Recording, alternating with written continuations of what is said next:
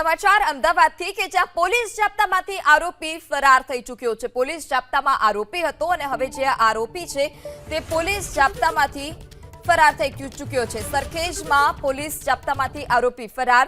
Shantipura bridge પાસે કલિંથા road પરનો આ બનાવ છે। લૂંટના આરોપીને જેલમાં મૂકવા જતી હતી સાણંદ ટાઉન પોલીસ અને તે જ દરમિયાન સરખેજમાં પોલીસ જાપ્તામાંથી જે આરોપી છે તે આરોપી ફરાર થયો છે।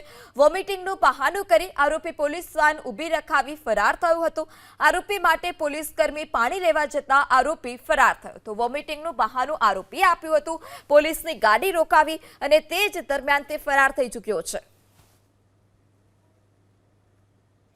તો અમદાવાદના સરખેજમાં પોલીસ જાપ્તામાંથી આરોપી જે છે તે ફરાર થયો છે। શાંતિપુરા બ્રિજ પાસે કલિંથા રોડ પરનો આ બનાવ છે।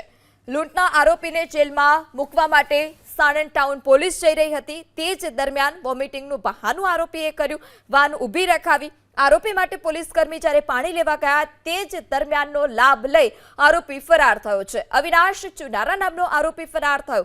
સરખેજ પોલીસ સ્ટેશનમાં આ અંગે પણ ફરિયાદ નોંધાઈ છે।